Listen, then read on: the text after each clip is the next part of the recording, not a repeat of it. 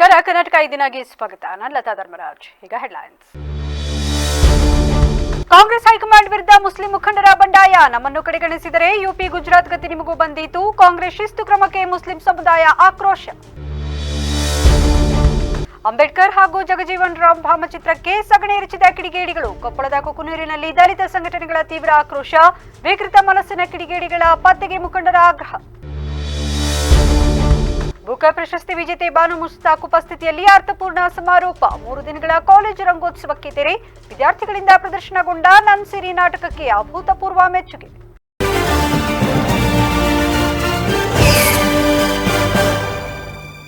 ರಾಜ್ಯ ರಾಜಕಾರಣದಲ್ಲಿ ಆಡಳಿತಾರೂಢ ಕಾಂಗ್ರೆಸ್ ಪಕ್ಷಕ್ಕೆ ಈಗ ಸ್ವಪಕ್ಷದ ಮುಸ್ಲಿಂ ಮುಖಂಡರಿಂದಲೇ ಭಾರೀ ವಿರೋಧ ವ್ಯಕ್ತವಾಗಿದೆ. ಚುನಾವಣೆಗಳಲ್ಲಿ ಸಮುದಾಯದ ಸಕ್ರಿಯ ಬೆಂಬಲ ಪಡೆದು ಅಧಿಕಾರಕ್ಕೆ ಬಂದ ಮೇಲೆ ನಮ್ಮನ್ನ ಕಡೆಗಣಿಸಲಾಗುತ್ತಿದೆ ಎಂಬ ಆಕ್ರೋಶದ ಅಲೆ ಎದ್ದಿದೆ. ನಸೀರ್ ಅಹ್ಮದ್ ಮತ್ತು ಅಬ್ದುಲ್ ಜಬ್ಬಾರ್ ವಿರುದ್ಧ ಕೈಗೊಂಡಿರುವ ಶಿಸ್ತು ಕ್ರಮವು ಸಮುದಾಯದ ಕೆರಳುವಿಕೆಗೆ ಕಾರಣವಾಗಿದೆ. ಶಾಮನೂರು ಶಿವಶಂಕರಪ್ಪ ಅವರು ಈ ಹಿಂದೆ ಬಿಜೆಪಿ ನಾಯಕರ ಪರವಾಗಿ ಮಾತನಾಡಿದಾಗ ಮೌನವಾಗಿದ್ದ ಕಾಂಗ್ರೆಸ್ ಈಗ ಮುಸ್ಲಿಂ ನಾಯಕರನ್ನ ಗುರಿ ಮಾಡುತ್ತಿರುವುದು ಏಕೆ ಎಂಬ ಪ್ರಶ್ನೆ ಎದ್ದಿದೆ. ಅಹಿಂದ ಮತಗಳ ಕ್ರೋಢೀಕರಣದಿಂದ ಗೆದ್ದ ಕಾಂಗ್ರೆಸ್ ಈಗ ಮುಸ್ಲಿಂ ಸಮುದಾಯವನ್ನ ದೂರವಿಟ್ಟರೆ 1 ಸೀಟು ಗೆಲ್ಲುವುದು ಕಷ್ಟವಾಗಲಿದೆ ಎಂಬ ಎಚ್ಚರಿಕೆ ರವಾನೆಯಾಗಿದೆ. ಪಕ್ಷದ ಆಂತರಿಕ ಚೌಕಟ್ಟಿನಲ್ಲಿ ಬಗೆಹರಿಸಬೇಕಿದ್ದ ವಿಷಯವನ್ನ ಬೀದಿಗೆ ತಂದು ಮುಖಂಡರನ್ನ ಉಚ್ಚಾಟನೆ ಮಾಡಿರುವುದು ಸರಿಯಲ್ಲ. ಈಗಾಗಲೇ ಟಿಕೆಟ್ ಹಂಚಿಕೆಯಲ್ಲಿ ಅನ್ಯಾಯವಾಗಿದೆ ಎಂಬ ಬೇಸರದಲ್ಲಿದ್ದ ಸಮುದಾಯಕ್ಕೆ ಈ ಬೆಳವಣಿಗೆಗಳು ಗಾಯದ ಮೇಲೆ ಬರೆ ಎಳೆದಂತಾಗಿದೆ. ಜಮೀರ್ ಅಹ್ಮದ್ ಅವರ ವಿರುದ್ಧವೂ ಕ್ರಮ ಕೈಗೊಳ್ಳುವ ಸೂಚನೆಗಳು ಕಂಡುಬರುತ್ತಿದ್ದು, ಇದು ಪರಿಸ್ಥಿತಿಯನ್ನ ಇನ್ನಷ್ಟು ಬಿಗಿಗೊಳಿಸಿದೆ.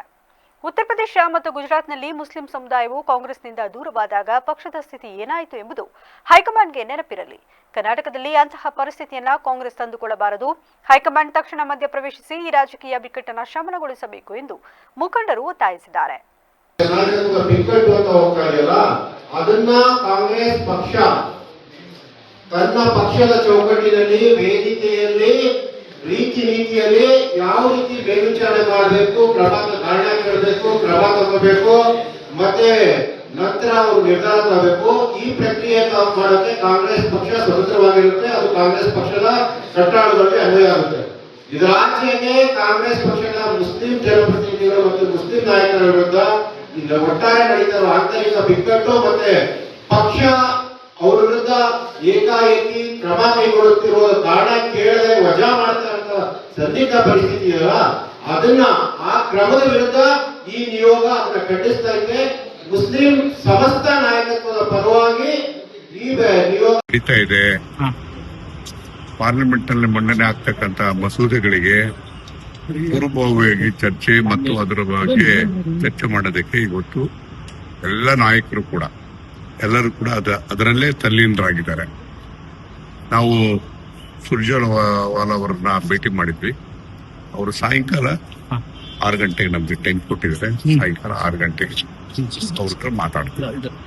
ಮತ್ತು ಅದೇ ರೀತಿಯಾಗಿ ವೇಣುಗೋಪಾಲ್ ಅವರು ಕೂಡ ಸುಮಾರು 7-8 ಗಂಟೆಗೆ ಕೊಡ್ಬೋದು ಅಂತ ಹೇಳಿ ನಿರೀಕ್ಷೆ ಇದೆ. ನಮಗೆ ಟಚ್ ಅಲ್ಲಿ ಇದ್ದೀವಿ. ಸಾಯಂಕಾಲ ಅವತ್ತು ನೋಡಿ ಸುರ್ಜೇವಾಲಾರವರು ವೇಣುಗೋಪಾಲ್ ಅಂದ್ರೆ ವಿಸ್ತೃತವಾಗಿ ಚರ್ಚೆ ಮಾಡ್ತೀರಾ? ಬೆಳಿಗ್ಗೆ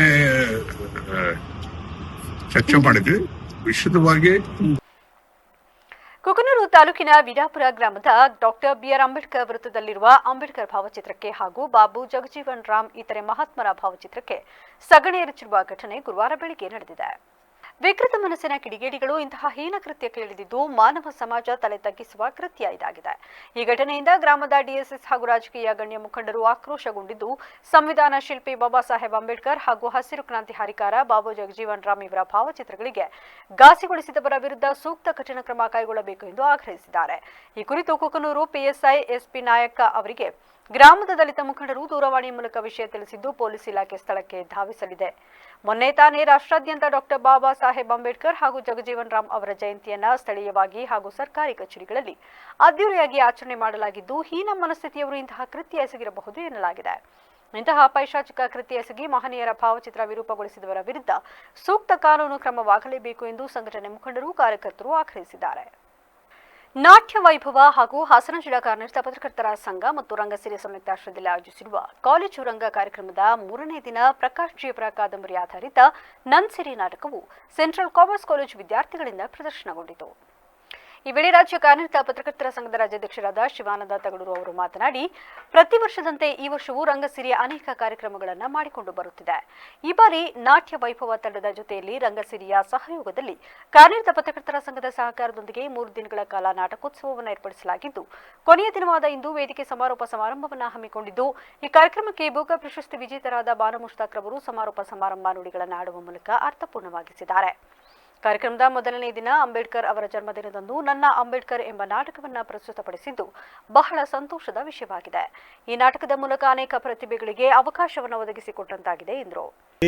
ರಂಗಸಿರಿಯ ಸಹಯೋಗದಲ್ಲಿ ಜಿಲ್ಲಾ ಕಾರ್ಯನಿರತ ಪತ್ರಕರ್ತರ ಸಂಘದ ಸಹಕಾರದಲ್ಲಿ 3 ದಿನಗಳ ಕಾಲ ಈ ನಾಟಕೋತ್ಸವವನ್ನು ಏರ್ಪಾಡು ಮಾಡಲಾಗಿತ್ತು. ಇವತ್ತು ಕೊನೆಯ ದಿನ ಸಮಾರೋಪದ ಸಮಾರಂಭ.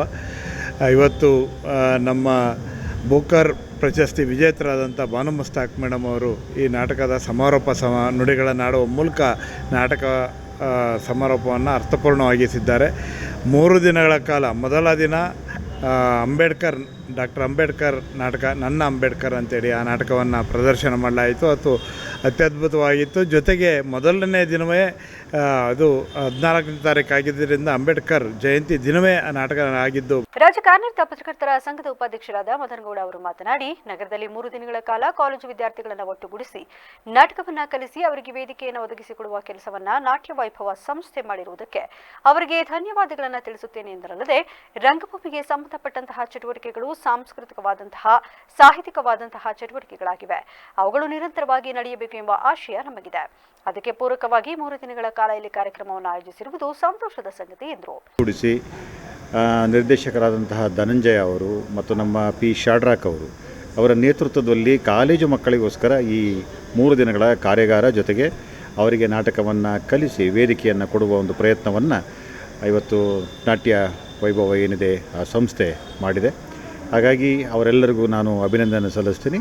ರಂಗಭೂಮಿಗೆ ಸಂಬಂಧಪಟ್ಟ ಹಾಗೆ ಚಟುವಟಿಕೆಗಳು, ಸಾಂಸ್ಕೃತಿಕವಾದಂತಹ ಚಟುವಟಿಕೆಗಳು, ಸಾಹಿತ್ಯಿಕವಾದಂತಹ ಚಟುವಟಿಕೆಗಳು ಜಿಲ್ಲೆಯಲ್ಲಿ ನಿರಂತರವಾಗಿ ನಡಿಬೇಕು ಎನ್ನುವಂಥ ನಮ್ಮ ಆಶಯ ಏನಿದೆ, ಆ ಆಶಯಕ್ಕೆ ಪೂರಕವಾಗಿ ಈ ಒಂದು ಒಳ್ಳೆಯ ಕಾರ್ಯಕ್ರಮವನ್ನು 3 ದಿನಗಳ ಕಾಲ ಇಲ್ಲಿ ಆಯೋಜನೆ ಮಾಡಿದ್ದಾರೆ. ಆ ಎಲ್ಲ ಸಂಘಟಕರಿಗೆ ನಾನು ಅಭಿನಂದನೆಗಳನ್ನು ಸಲ್ಲಿಸ್ತೇನೆ.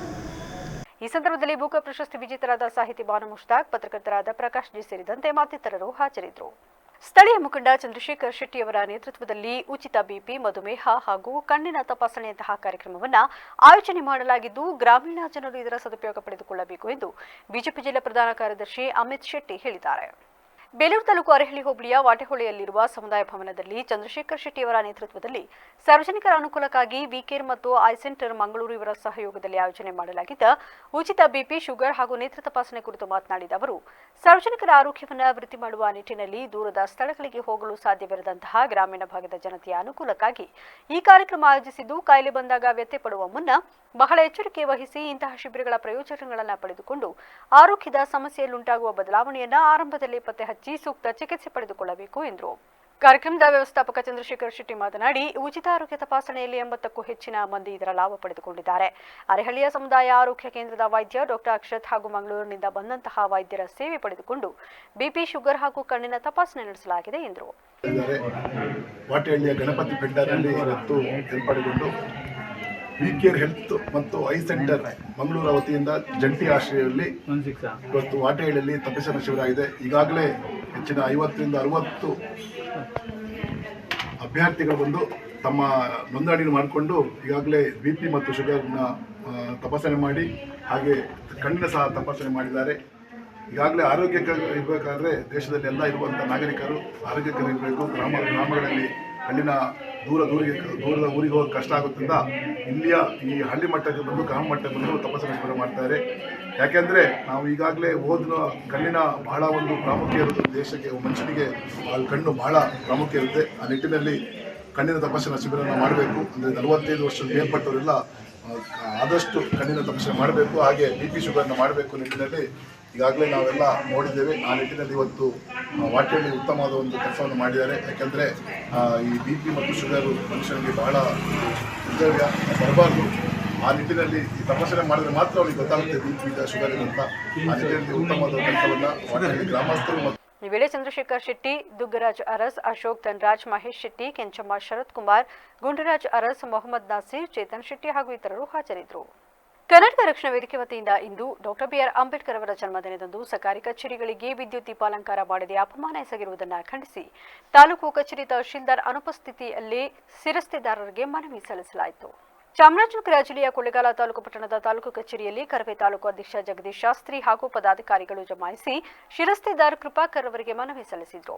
ನಂತರ ತಾಲೂಕು ಅಧ್ಯಕ್ಷ ಜಗದೀಶ್ ಶಾಸ್ತ್ರಿ ಅವರು ಮಾತನಾಡಿ, ಪ್ರಜಾಪ್ರಭುತ್ವದ ಪಿತಾಮಹ ರಾಷ್ಟ್ರ ನಾಯಕ ಡಾಕ್ಟರ್ ಅಂಬೇಡ್ಕರ್ ಅವರ 135ನೇ ಜಯಂತಿಯನ್ನ ರಾಷ್ಟ್ರ ಅಂತಾರಾಷ್ಟ್ರೀಯ ಮಟ್ಟದಲ್ಲಿ ಬಹಳ ಗೌರವಪೂರ್ವಕವಾಗಿ ಆಚರಣೆ ಮಾಡುತ್ತಿರುವುದು ನಮ್ಮೆಲ್ಲರಿಗೂ ತಿಳಿದಿರುವಂತಹ ವಿಷಯ. ಆದರೆ ಕೊಳ್ಳೇಗಾಲ ತಾಲೂಕು ರಾಷ್ಟ್ರೀಯ ಹಬ್ಬಗಳ ಆಚರಣೆ ಸಮಿತಿಯು ಕೂಡ ಆಚರಣೆ ಮಾಡಿದೆ. ಆದರೆ ಕೆಲವು ತಾಲೂಕಿನ ವಿವಿಧ ಇಲಾಖೆಗಳು ನಿಯಮವಾಗಿ ದೀಪಾಲಂಕಾರ ಮಾಡದೆ ಕಾಟಾಚಾರಕ್ಕೆ ಜಯಂತಿಯನ್ನ ಮಾಡಿರುತ್ತಾರೆ. ಹಾಗಾಗಿ ಇಂತಹವರ ವಿರುದ್ಧ ಕಾನೂನು ಪ್ರಕಾರ ಕ್ರಮ ಕೈಗೊಳ್ಳಬೇಕೆಂದು ಆಕ್ರೋಶ ವ್ಯಕ್ತಪಡಿಸಿದರು. ಕರ್ನಾಟಕ ರಕ್ಷಣಾ ವೇದಿಕೆ ಪ್ರವೀಣ್ ಕುಮಾರ್ ಸಟಿ ಬಣ, ತಾಲೂಕು ಅಧ್ಯಕ್ಷರು ಜಗದೀಶ್ ಶಾಸ್ತ್ರಿ ಎಂಬಂತ.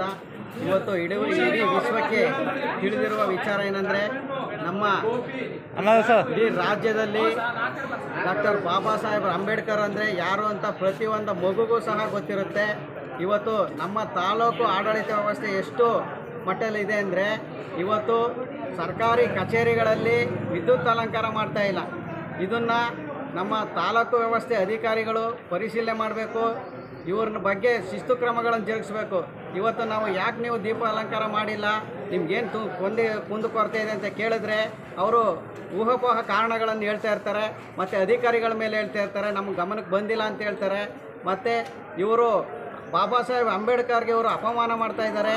ಇವತ್ತು 135ನೇ ದಿನಾಚರಣೆಯನ್ನು ಇಡೀ ತಾಲೂಕಲ್ಲಿ ವಿಜೃಂಭಣೆಯಿಂದ ಮಾಡ್ತಾಯಿದ್ರು ಸಹ ಇವರು ನಿರ್ಲಕ್ಷ್ಯದಿಂದ ದೀಪಾಲಂಕಾರವನ್ನು ಮಾಡ್ತಾ ಇಲ್ಲ. ಇವು ದೀಪಾಲಂಕಾರ ಮಾಡದೇ ಇರೋ ಉದ್ದೇಶ ಏನು? ಇವರು ಬಾಬಾ ಸಾಹೇಬ್ ಅಂಬೇಡ್ಕರ್ ಅವ್ರಿಗೆ ಅಭಿಮಾನ ಇಲ್ಲ ಅಂತ. ಇವರು ಅಭಿಮಾನ ಇದ್ದಿದ್ರೆ ಇವರು ಈ ಥರ ಮಾಡ್ತಾ ಇರಲಿಲ್ಲ. ಇವರು ಪ್ರತಿಯೊಂದು ಆಚರಣೆಗಳಿಗೂ ಕೆಲವು ಆಚರಣೆಗಳಿಗೆ ಹಾಕಿರ್ತಾರೆ. ಈ ಅಂಬೇಡ್ಕರ್ ಅಂತ ಬಂದಾಗ ಇವರು ನಿರ್ಲಕ್ಷ್ಯ ಮಾಡ್ತಾರೆ. ಇವರು ಇನ್ನೂ ಜಾತಿ ನಿಂದೆ ಹೋಗಿಲ್ಲ ಅಂತ ಹೇಳ್ತಿದ್ದೀವಿ. ಸಂವಿಧಾನ ಕೊಟ್ಟು ಈ ಸಂದರ್ಭದಲ್ಲಿ ಕರವೇ ತಾಲೂಕು ಅಧ್ಯಕ್ಷ ಜಗದೀಶ್ ಶಾಸ್ತ್ರಿ, ಉಪಾಧ್ಯಕ್ಷರಾದ ಮೊಹಮ್ಮದ್ ಅಫ್ಜಲ್, ಯೂನುಫ್ ಪಾಷಾ, ಪ್ರಧಾನ ಕಾರ್ಯದರ್ಶಿ ನಾಗರಾಜ್, ಚೇತನ್, ಚಂದನ್ ಹಾಜರಿದ್ದರು. ಗುಬ್ಬಿ ತಾಲೂಕಿನ ಎಮ್ಮೆನಕೋಟೆ ಗ್ರಾಮದ ಇತಿಹಾಸ ಪ್ರಸಿದ್ಧ ಶ್ರೀ ಲಕ್ಷ್ಮೀ ರಂಗನಾಥ ಸ್ವಾಮಿ ದೇವಾಲಯದಲ್ಲಿ ತಿರುಕಲ್ಯಾಣೋತ್ಸವ ಅದ್ದೂರಿಯಾಗಿ ನಡೆಯಿತು. ಕಲ್ಯಾಣೋತ್ಸವದ ಅಂಗವಾಗಿ ಬೆಳಗ್ಗೆ ದೇವಾಲಯದಲ್ಲಿ ಸ್ವಾಮಿಗೆ ಸುಪ್ರಭಾತ ಸೇವೆ, ಅಭಿಷೇಕ, ಪಂಚಾಮೃತ ಅಭಿಷೇಕ ನಡೆಯಿತು. ಮಧ್ಯಾಹ್ನ ಶ್ರೀ ಲಕ್ಷ್ಮೀ ರಂಗನಾಥ ಸ್ವಾಮಿಯ ಕಲ್ಯಾಣೋತ್ಸವ ಅಂಗವಾಗಿ ಹೋಮ ಹವನ ಹಾಗೂ ಮಹಾಮಂಗಳಾರತಿ ನಡೆಯಿತು. ನಂತರ ಕಲ್ಯಾಣೋತ್ಸವ ಅಂಗವಾಗಿ ಶ್ರೀ ಲಕ್ಷ್ಮೀ ರಂಗನಾಥ ಸ್ವಾಮಿಯ ಉತ್ಸವ ವೈಭವದೊಂದಿಗೆ ನಡೆಯಿತು. ತಿರುಕಲ್ಯಾಣೋತ್ಸವ ಅಂಗವಾಗಿ ಶ್ರೀ ಲಕ್ಷ್ಮೀ ರಂಗನಾಥ ಸ್ವಾಮಿಗೆ ವಿಶೇಷ ಹೂವಿನ ಅಲಂಕಾರ ಮಾಡಲಾಗಿತ್ತು. ಕಲ್ಯಾಣೋತ್ಸವಕ್ಕೆ ಜಿಲ್ಲೆಯ ವಿವಿಧ ಭಾಗಗಳಿಂದ ಆಗಮಿಸಿದ ಭಕ್ತರು ದೇವಾಲಯಕ್ಕೆ ಭೇಟಿ ನೀಡಿ ಸ್ವಾಮಿಯ ದರ್ಶನ ಪಡೆದು ಕಲ್ಯಾಣೋತ್ಸವದಲ್ಲಿ ಪಾಲ್ಗೊಂಡು ದೇವರ ಕೃಪೆಗೆ ಪಾತ್ರರಾದರು. ಭಕ್ತಾದಿಗಳಿಗೆ ಮಹಾದಾಸೋಹವನ್ನ ಹಮ್ಮಿಕೊಳ್ಳಲಾಗಿತ್ತು. ಇದೇ ಸಂದರ್ಭದಲ್ಲಿ ಮುಖಂಡರಾದ ಆರ್ ರಂಗಪ್ಪ, ಮಮತಾ, ಲಕ್ಷ್ಮೀಕಾಂತಯ್ಯ, ಪಾಂಡುರಂಗಯ್ಯ ಹಾಗೂ ದೇವಾಲಯ ಸಮಿತಿಯವರು ಭಾಗವಹಿಸಿದರು. ಕೊಪ್ಪಳ ಜಿಲ್ಲೆಯ ಈಶಾನ್ಯ ಕರ್ನಾಟಕ ರಸ್ತೆ ಸಾರಿಗೆ ಸಂಸ್ಥೆಯ ವಿವಿಧ ನಿಲ್ದಾಣಗಳಲ್ಲಿ ವ್ಯಾಪಾರಸ್ಥರು ಟೆಂಡರ್ಗೆ ಬಾರದ ಪರಿಣಾಮ ತಟಸ್ಥಗೊಂಡಿದೆ ಎಂದು ಸಂಸ್ಥೆಯ ವಿಭಾಗಾಧಿಕಾರಿ ಶಿನಯ್ಯ ತಿಳಿಸಿದರು. ಗುರುವಾರ ಕೊಪ್ಪಳದಲ್ಲಿ ಮಾಧ್ಯಮದವರೊಂದಿಗೆ ಮಾತನಾಡಿ, ಯಲಬುರ್ಗಾ ಕ್ಯಾಂಟೀನ್ ಹೊರತುಪಡಿಸಿ ಕುಕನೂರು, ಹಂಚಿನಾಳ, ಮುನಿರಾಬಾದ್, ಗುನ್ನಾಳ, ಹನುಮನಾಳ ಸೇರಿದಂತೆ ಕಡಿಮೆ ದರದಲ್ಲಿ ದರ ನಿಗದಿಪಡಿಸಲಾಗಿದೆ. ಆದರೂ ಕ್ಯಾಂಟೀನ್ ನಿರ್ವಾಹಕರು ಮುಂದೆ ಬರುತ್ತಿಲ್ಲ. ಶಾಸಕರಾದ ರಾಯರೆಡ್ಡಿ ಅವರು ಸೂಚನೆ ನೀಡಿದರೂ ಸಹ ವ್ಯವಹಾರ ಮಾಡಲು ಹಿಂದೇಟು ಹಾಕುತ್ತಿದ್ದಾರೆ ಎಂದು ವಿಭಾಗಾಧಿಕಾರಿಗಳು ಸ್ಪಷ್ಟಪಡಿಸಿದರು. ಆಲ್ಮೋಸ್ಟ್ ಎಲ್ಲ ಉಪಹಾರ ಗೃಹಗಳದ್ದು ನಾವು ಕೆಲವಾದರೆ ಆಲ್ಮೋಸ್ಟ್ 10,000 ಇದ್ದಂತನ 2,000 ರೂಪಾಯಿಗೆ, 17,000 ಇದ್ದಂತನ್ನ 6,000ಕ್ಕೆ, ಆ ಥರದ ಕಡಿಮೆ ರೇಟ್ನಲ್ಲಿ ನಾವು ಕಡಿಮೆ ಮಾಡಿ ನಾವು ಟೆಂಡರ್ ಕರೆದಿದ್ವಿ ಸರಿ. ಆದಾಗ್ಯೂ ಸಹ ಪಾರ್ಟಿಸಿಪೇಷನ್ ಇಲ್ಲ. ಆ ಲೆಕ್ಕದಲ್ಲಿ ಯಲಬುರ್ಗಾಕ್ಕೊಂದು ನಾವು ಕಡಿಮೆ ಮಾಡಿ ಕರೆದೋದಕ್ಕೆ ಯಲಬುರ್ಗಾ ಸೆಲೆಕ್ಟ್ ಆಗಿ ಈ ಸರಿ ಅವರು ಕ್ಯಾಂಟೀನ್ ಓಪನ್ ಮಾಡ್ತಾ ಇದ್ದಾರೆ. ಕುಕ್ಕೂರು ಅಂತ ಪ್ಲೇಸಲ್ಲಿ ಇನ್ನೂ ಸಹ ನಾವು ಕಡಿಮೆ ಮಾಡಿ ಕರೆದ್ರೂ ಸಹ ಇನ್ನೂ ಯಾರು ಬಂದಿಲ್ಲ ಮತ್ತು ಅದಕ್ಕೆ ಯಾರು ಅರ್ಜಿಯನ್ನು ಹಾಕಿಲ್ಲ. ಇವೆಲ್ಲ ಉಪಹಾರ ಗೃಹಗಳಿಗೆ ನಾವು ಭಾಳ ಕಡಿಮೆ 2,000 ರೂಪಾಯಿ ಅಂತ ಎಲ್ಲ ಫಿಕ್ಸ್ ಮಾಡಿದ್ರು ಸಹ ನಾವು ಅಲ್ಲಿ ಲೋಕಲ್ ನಾವೆಲ್ಲ ಒಂದು ತಂಡ.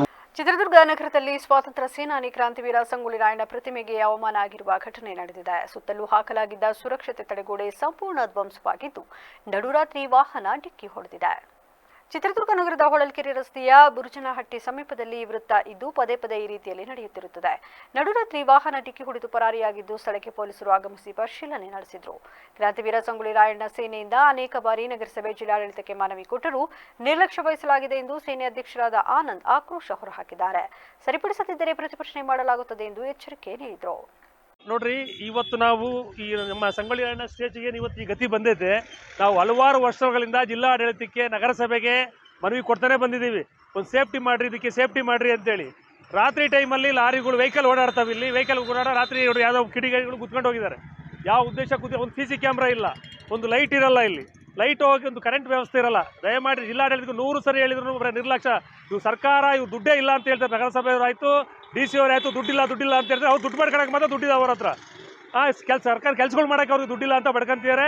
ದಯಮಾಡಿ ಕೂಡಲೇ ಎಚ್ಚೆತ್ಕೊಂಡಿಲ್ಲ ಅಂದರೆ ಇದು ಪರಿಣಾಮ ಚೆನ್ನಾಗಿರಲ್ಲ. ನೋಡಿ ಯಾವ ಗತಿ ಬಂದೈತೆ. ನಾಳೆ ಜಿಲ್ಲಾಡಳಿತ ಇದೆಲ್ಲ ನೇರ ಹೊಣೆ ಜಿಲ್ಲಾಡಳಿತ ಮತ್ತು ನಗರಸಭೆ ಆಯುಕ್ತರು ಅಂತೇಳಿ ಈ ಮೂಲಕ ಹೇಳ್ತೀವಿ, ಎಚ್ಚರಿಕೆ ಕೊಡ್ತಿದ್ದೀವಿ. ಇದು ಆದಷ್ಟು ಜಲ್ದಿ ಕೆಲಸ ಸ್ಟಾರ್ಟ್ ಮಾಡಲಿಲ್ಲ ಅಂದರೆ ಘೋರ ಹೋರಾಟ ಮಾಡ್ತೀವಿ ಅಂತೇಳಿ ಈ ಮೂಲಕ ತಿಳಿಸ್ತಾ ಇದ್ದೀವಿ.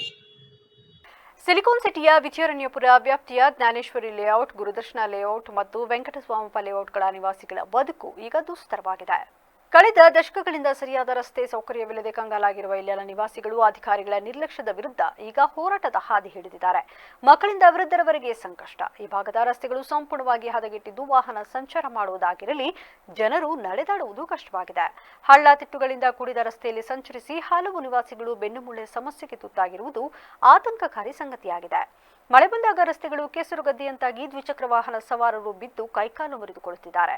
ಶಾಲಾ ಮಕ್ಕಳು ಮತ್ತು ಹಿರಿಯ ನಾಗರಿಕರು ದಿನನಿತ್ಯ ಜೀವ ಕೈಯಲ್ಲಿ ಹಿಡಿದು ಓಡಾಡುವ ಪರಿಸ್ಥಿತಿ ನಿರ್ಮಾಣವಾಗಿದೆ. ನಿವಾಸಿಗಳು ತಿಳಿಸುವಂತೆ ಈ ಬಗ್ಗೆ ಸಂಬಂಧಪಟ್ಟ GB ಅಧಿಕಾರಿಗಳಿಗೆ ಹಲವು ಬಾರಿ ದೂರು ನೀಡಿದರೂ ಯಾವುದೇ ಪ್ರಯೋಜನವಾಗಿಲ್ಲ.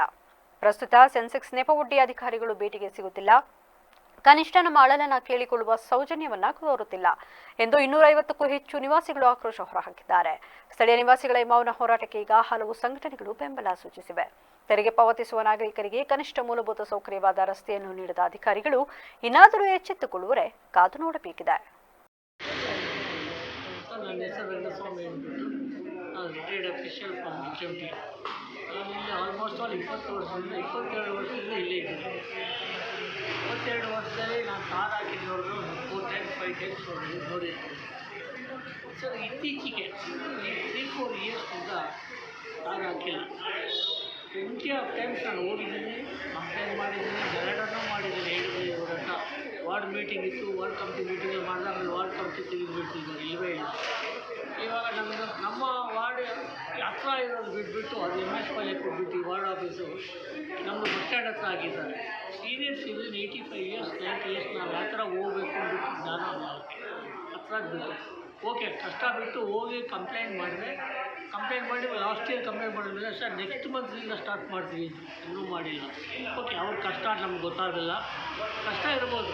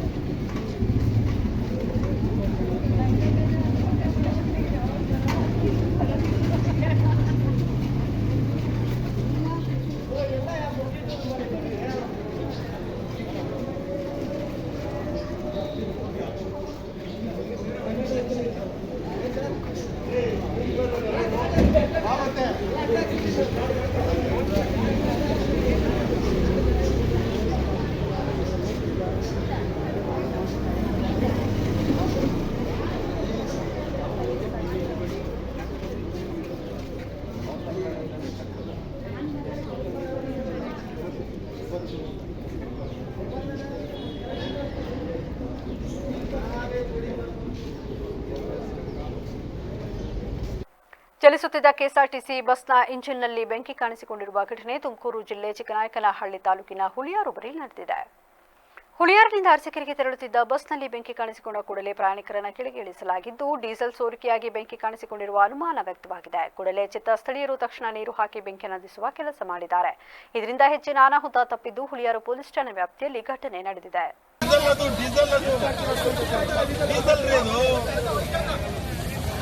ಡೀಸೆಲ್ ಪೈಪ್ ನೀರದು ಡೀಸೆಲ್ ಅದು ಕರೆಕ್ಟ್ ಒಳ್ಳೆ ಡೀಸೆಲ್ ಅಣ್ಣ ತಳ್ಳಬೇಕೀಗ ಮಾಡಕ್ ಆಗ್ಬೇಕಲ್ಲ ಗೇರಲ್ಲಿದ್ರೆ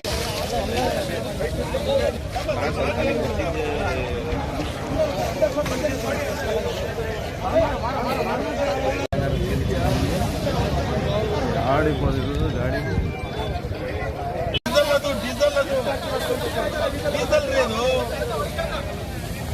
ಈಗ ಮತ್ತೊಮ್ಮೆ ಹೆಡ್ಲೈನ್ಸ್. ಕಾಂಗ್ರೆಸ್ ಹೈಕಮಾಂಡ್ ವಿರುದ್ಧ ಮುಸ್ಲಿಂ ಮುಖಂಡರ ಬಂಡಾಯ. ನಮ್ಮನ್ನು ಕಡೆಗಣಿಸಿದರೆ ಯುಪಿ ಗುಜರಾತ್ ಗತಿ ನಿಮಗೂ ಬಂದೀತು. ಕಾಂಗ್ರೆಸ್ ಶಿಸ್ತು ಕ್ರಮಕ್ಕೆ ಮುಸ್ಲಿಂ ಸಮುದಾಯ ಆಕ್ರೋಶ. ಅಂಬೇಡ್ಕರ್ ಹಾಗೂ ಜಗಜೀವನ್ ರಾಮ್ ಭಾವಚಿತ್ರಕ್ಕೆ ಸಗಣಿ ಎರಚಿದ ಕಿಡಿಗೇಡಿಗಳು. ಕೊಪ್ಪಳದ ಕುಕನೂರಿನಲ್ಲಿ ದಲಿತ ಸಂಘಟನೆಗಳ ತೀವ್ರ ಆಕ್ರೋಶ. ವಿಕೃತ ಮನಸ್ಸಿನ ಕಿಡಿಗೇಡಿಗಳ ಪತ್ತೆಗೆ ಮುಖಂಡರ ಆಗ್ರಹ. ಬುಕ ಪ್ರಶಸ್ತಿ ವಿಜೇತೆ ಬಾನು ಮುಸ್ತಾಕ್ ಉಪಸ್ಥಿತಿಯಲ್ಲಿ ಅರ್ಥಪೂರ್ಣ ಸಮಾರೋಪ. 3 ದಿನಗಳ ಕಾಲೇಜು ರಂಗೋತ್ಸವಕ್ಕೆ ತೆರೆ. ವಿದ್ಯಾರ್ಥಿಗಳಿಂದ ಪ್ರದರ್ಶನಗೊಂಡ ನನ್ ಸಿರಿ ನಾಟಕಕ್ಕೆ ಅಭೂತಪೂರ್ವ ಮೆಚ್ಚುಗೆ. ಇದಾಗಿತ್ತು ಇಲ್ಲಿವರೆಗಿನ ನ್ಯೂಸ್ ಅಪ್ಡೇಟ್ಸ್. ನಿರಂತರ ಸುದ್ದಿಗಾಗಿ ನೋಡ್ತಾರೆ ಬಿಬಿಸಿ ನ್ಯೂಸ್. ಇದು ಜನರ ಧ್ವನಿ. ಸತ್ಯದ ಕಡೆ ನಮ್ಮ ನಡೆ.